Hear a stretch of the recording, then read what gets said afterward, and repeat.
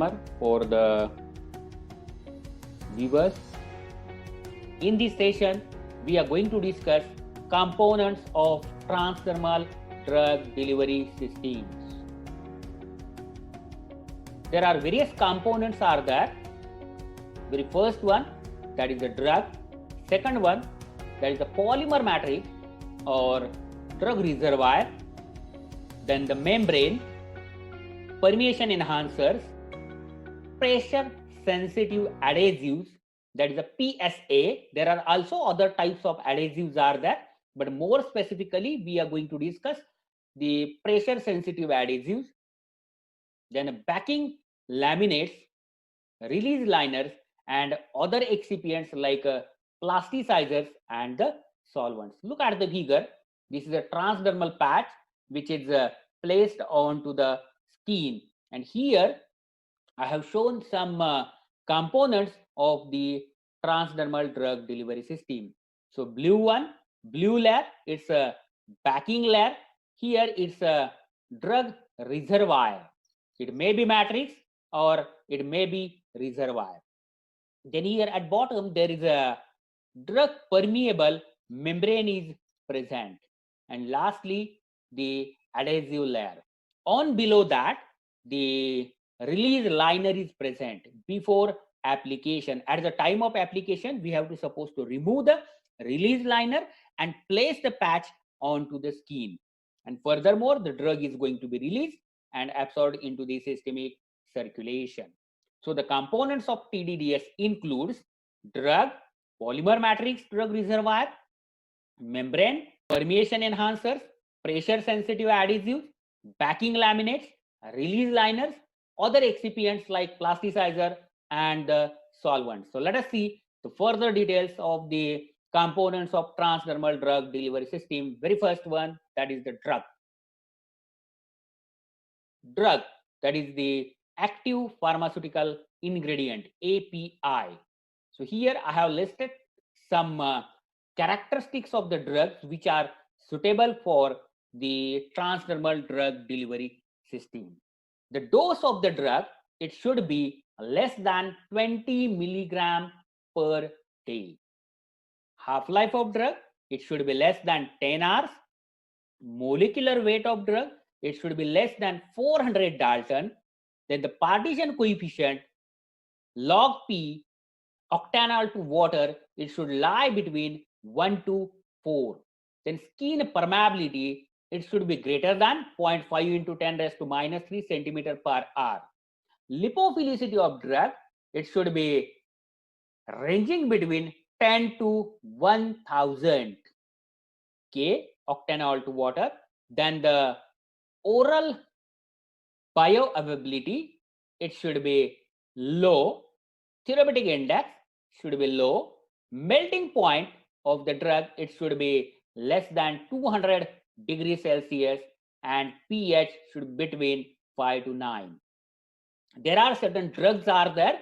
It is possible to give by using transdermal drug delivery system like nicardipine hydrochloride, captopril, atenolol, metoprolol tartrate, clonidine, indapamide, propranolol hydrochloride, carvedilol, verapamil hydrochloride, and niterdipine.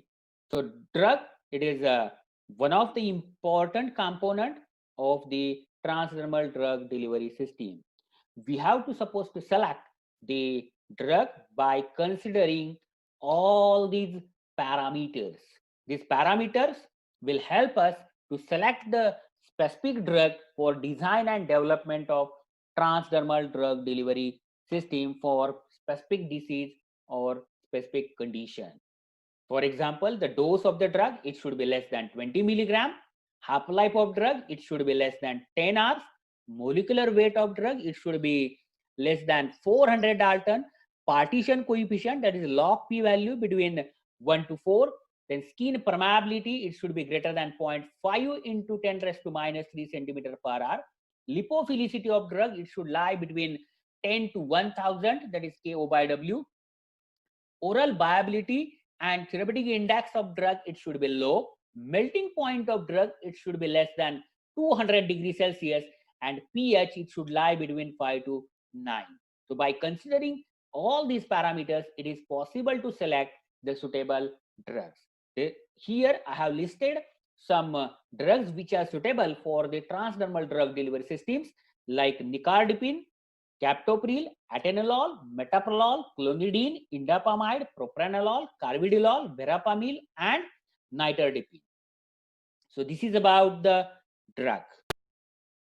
Polymer matrix or reservoir, it is a main component of transdermal drug delivery system. Polymers are the backbone of the transdermal drug delivery system. Without polymers, it is not at all possible to design and develop transdermal drug delivery system, which control the release of drug from the device, that is from the patch. A polymer matrix can be prepared by dispersion of a drug in a liquid or a solid state synthetic polymer base. It is possible to prepare the polymer matrix by dispersing the drug in a liquid or a solid state in a synthetic polymer base. Whatever the selected polymer, it should be biocompatible and chemical compatible with the drug and other components of the system. For the polymer we are selecting for the transdermal drug delivery system, for the preparation of matrix or reservoir, it should be biocompatible as well as it should be chemically compatible with the other components which are used in the system. It offers or it provides consistent and effective delivery of drug throughout the product for intended shelf life, and it should be safe. There is certain criteria for the selection of polymer, and by considering these criteria, we have to suppose to select the polymer for design and development of the transdermal drug delivery system. Molecular weight, glass transition temperature, and chemical functionality of the polymer should be such that the specific drug diffuse properly and get released through the transdermal drug delivery system. Polymer should be stable, non-reactive with the drug. It should be easily manufactured and fabricated into the desired product and should be inexpensive. The polymer and its degradation product must be non-toxic or non-antagonistic to the host. The mechanical properties of polymer should not deteriorate excessively when large amount of active ingredients are incorporated into the transdermal drug delivery systems. So these are the certain criteria. By using this criteria, it is possible to select the suitable polymer for design and development of the polymer matrix or the reservoir system. The molecular weight, glass transition temperature, and chemical functionality of polymer should be such that the specific drug diffuse properly and get released through the transdermal drug delivery system. The polymer should be stable, it should be non-reactive with the drug, it should be easily manufactured and fabricated into the desired product, and it should be inexpensive.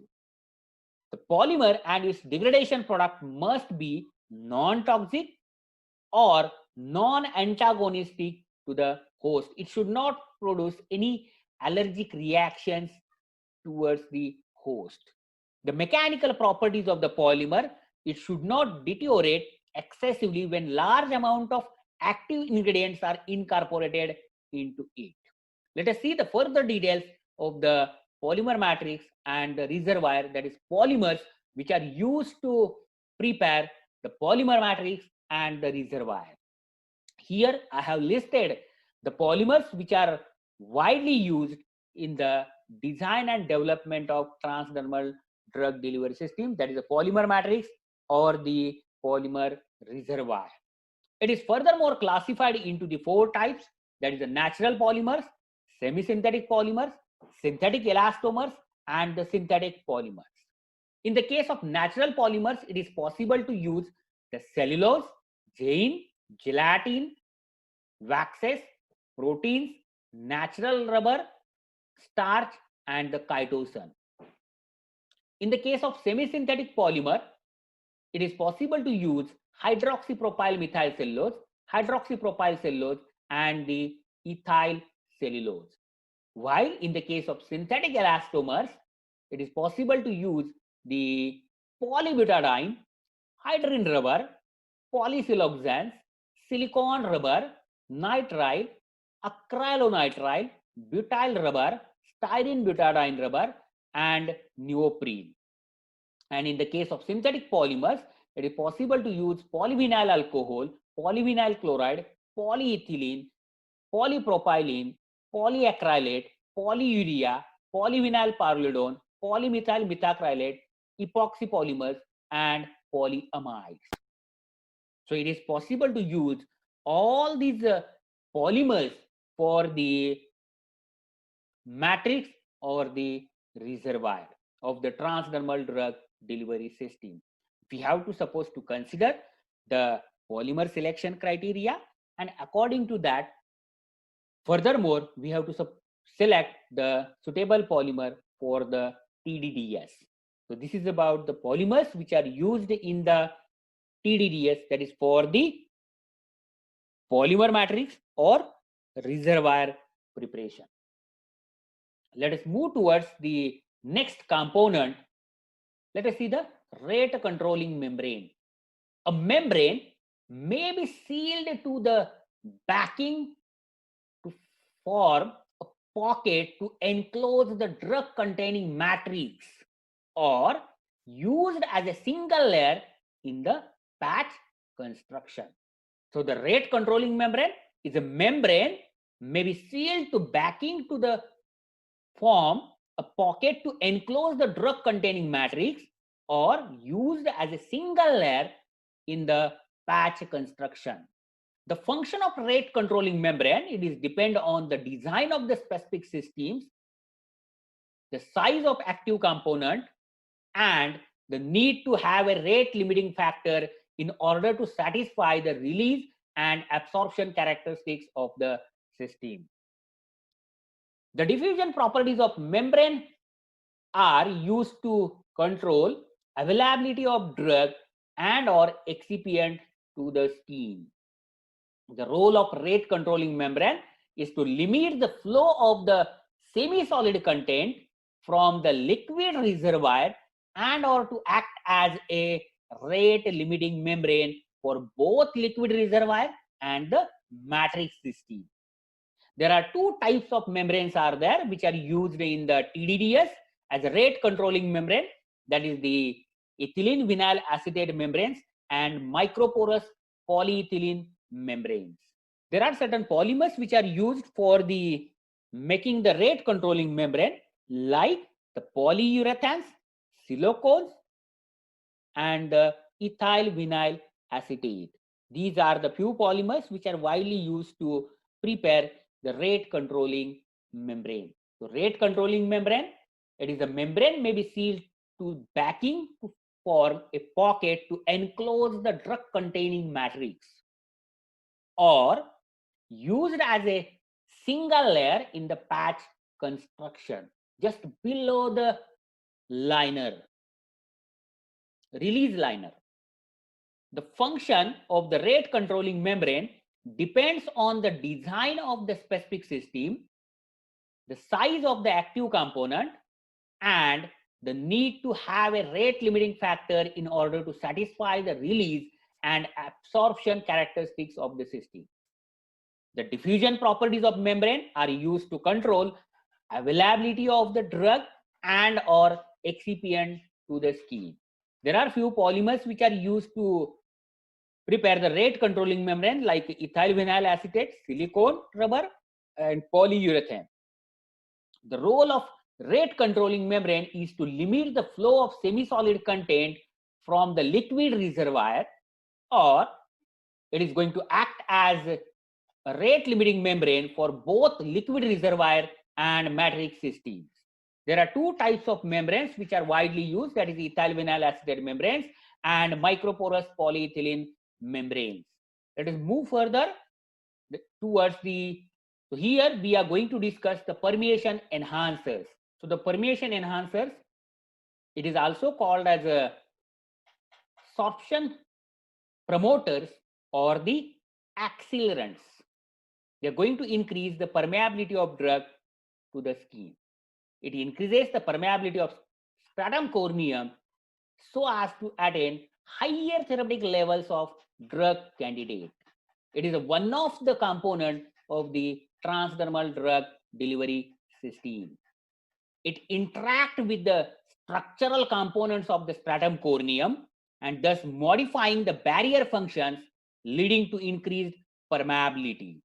See the figure. There is a first one, that is the first insert, that is a interaction with the lipids. Second insert, that is the interaction with the protein, or it is going to alter the solvent nature of the stratum corneum, thereby increases the drug partitioning or modification of the formulation. And furthermore, it is going to increase the permeability of the drug. There are three pathways are suggested for drug penetration through the skin. That is a polar pathway, non-polar pathway, or polar and non-polar pathway. The enhancers acts by altering these one of the pathway, either polar pathway, non-polar pathway, or both polar as well as the non-polar pathway. Altering the polar pathway cause the protein conformational change or solvent swelling. So here this is the second one, that is the altering the polar pathway, which causes change in the protein conformation or the solvent swelling, and thereby there is a increase in the permeability of the drug. Altering the non-polar pathway, that is alter the rigidity of lipid structure and fluidize the crystalline pathway. So furthermore, there is a increase in the diffusion of a drug, isn't it? The fatty acid enhancers increases the fluidity of the lipid portion of the stratum corneum. So fatty acid, it is one of the example of chemical enhancer which increase the fluidity of the lipid portion of the stratum corneum. There are some enhancers are there. They are going to act as a binary vehicles and act on both polar as well as non-polar pathway by altering the multi-laminate pathway for the drug or for the penetrants. The methods employed for modifying the barrier properties of stratum corneum to enhance the drug penetration and absorption through the skin can be categorized into the chemical or the physical methods of enhancement. Here we are going to cover only the chemical, isn't it? Physical methods we will discuss later on. So let us see the chemical permeation enhancers. Let us move towards the chemical permeation enhancers. Chemical permeation enhancers promote the penetration of topically applied drugs. These are commonly referred as accelerants, absorption promoters, or the penetration enhancers. The penetration enhancers can act by increasing the thermodynamic activity of the drug when functioning as a co-solvent, or increasing the partition coefficient of drug to promote the release from the vehicle into the skin, or conditioning the stratum corneum to promote drug diffusion, or promoting the penetration and establishing the drug reservoir in the stratum corneum. So the chemical permeation enhancers are which promotes the penetration of the topically applied drugs, which are commonly referred as accelerants, absorption promoters, or the penetration enhancers.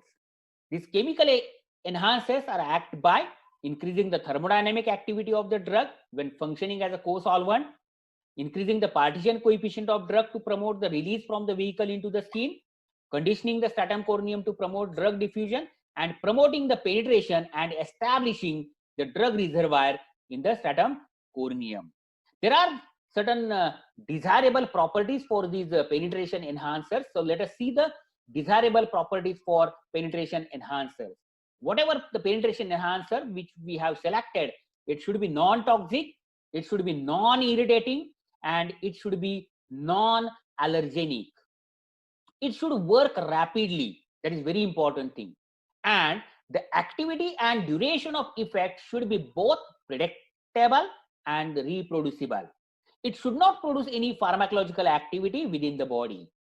It should work unidirectionally, that it should allow therapeutic agent into the body while preventing the loss of endogenous material from the body. When removed from skin, barrier properties should return both rapidly and fully, because chemical permeation enhancers, they are going to alter the skin barrier properties.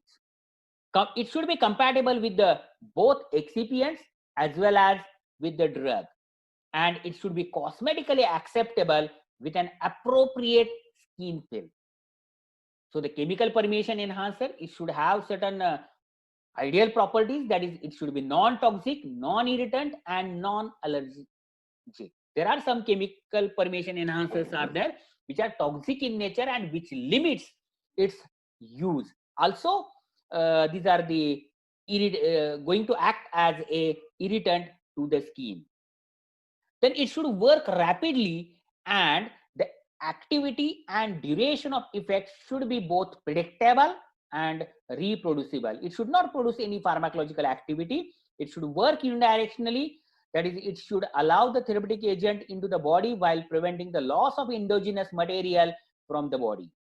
When the patch is removed from the skin, barrier properties should return both rapidly and fully when we are using the chemical permeation enhancers. It should be compatible with the both excipients as well as the drug, and it should be cosmetically acceptable with an appropriate skin fill. Here I have listed some chemical permeation enhancers like sulfoxides, for example, DMSO, then fatty acids like oleic acid, then alcohol like ethanol, glycol like polyethylene glycol, surfactants like anionic surfactants, and ozone like lauracapran. The limitations of the permeation enhancers are the skin irritation and poor efficacy and safety. When we are using these chemical enhancer, there may be the chances of the skin irritation, and also there is a poor efficacy and the safety of the particular chemical permeation enhancer. So let us see the very first one, chemical permeation enhancer, that is a DMSO, that is dimethyl sulfoxide. Dimethyl sulfoxide, it is colorless, odorless, and hygroscopic in nature. It extracts lipids and making the horny layer more permeable by forming the aqueous channel. This is the mechanism by which the DMSO can act.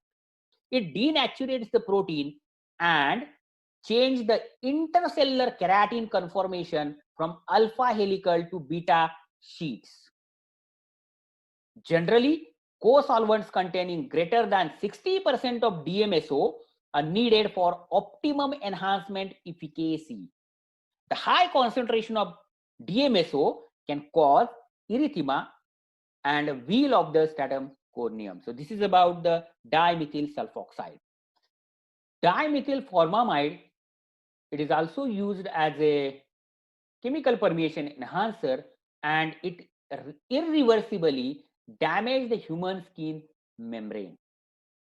Azones are employed typically between 0.1 to 5% as a permeation enhancers. Ozone partitions into a lipid bilayer to disrupt their packing arrangement.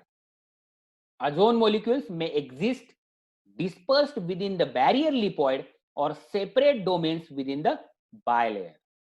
So in the case of ozones are widely used in the range of 0.1 to 5%. Ozone partitions into a bilayer lipid to disrupt their packing arrangement. Ozone molecules may exist dispersed within the barrier lipoid or separate domains within the bilayer. Then the water is also going to act as a permeation enhancer. It increases tissue hydration and appears to increase the transdermal delivery of both hydrophilic and lipophilic drugs.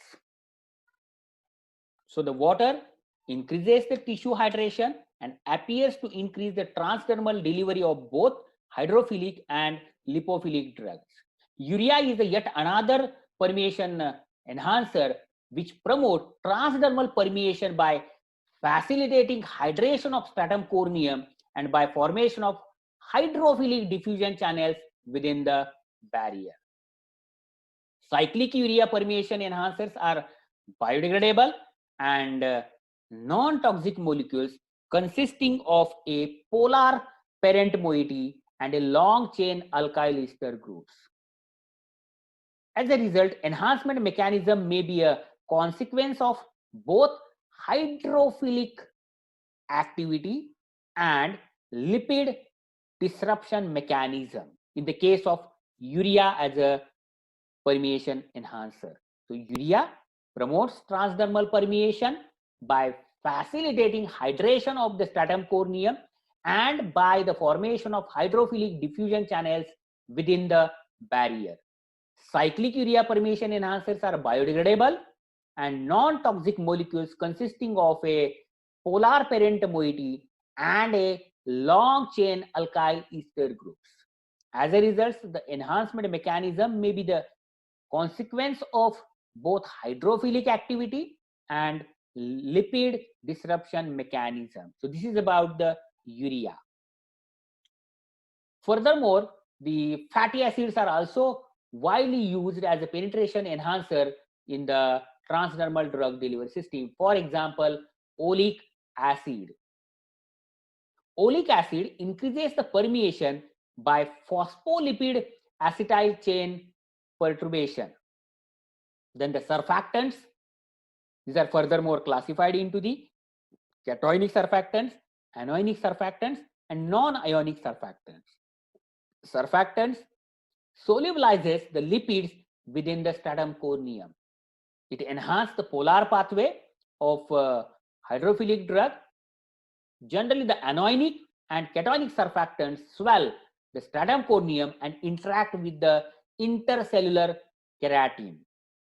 Cationic surfactants, these are more irritant than the anionic surfactant. For example, cetyl trimethyl ammonium bromide. Anionic surfactant, for example, dioctyl sulfosuccinate and sodium lauryl sulfate. And non-ionic surfactant, for example, pluronic flec 127 and pluronic flec 68. Furthermore, bile salts are also used as a permeation enhancers. Look at the table. Here I have listed the permeation enhancer along with their mechanism. See the table. Here I have listed the permeation enhancer, that is penetration enhancer, and its mechanism. So very first one, fatty acids. Fatty acids disrupt the lipid layers. Then the chitosan and its derivatives acts by fluidization of the structural lipids of stratum corneum or increasing the water content of skin. Then DDAK, it is a 6-dimethyl aminohexaonic acid dodecyl ester, acts by increasing the thermodynamic activity and stratum corneum to vehicle distribution coefficient. Then cinnamine, there is a disruption and extraction of the intercellular lipids and by bonding mechanism. Then padimate, that is a PO. Then propylene glycol, that is a PG. It acts by disruption of the intercellular lipid organization within the stratum corneum. Ozone, lauryl glycol, and IPM acts by fluidization of structural lipids of stratum corneum or changing thermodynamic driving force across the skin. Cyclodextrins by decreasing the barrier function of lipophilic membrane. Then terpenes and oleic acid acts by disruption of the intercellular lipid domain.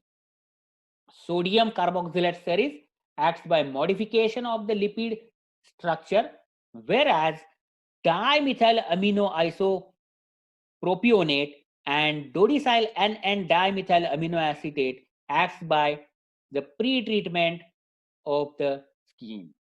So these are the some widely used chemical permeation enhancers in the transdermal drug delivery system. So hope all of you have understood whatever we have discussed till now in the components of TDDS.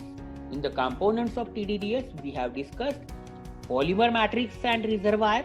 Then we have discussed the permeation enhancers, more specifically chemical permeation enhancers, and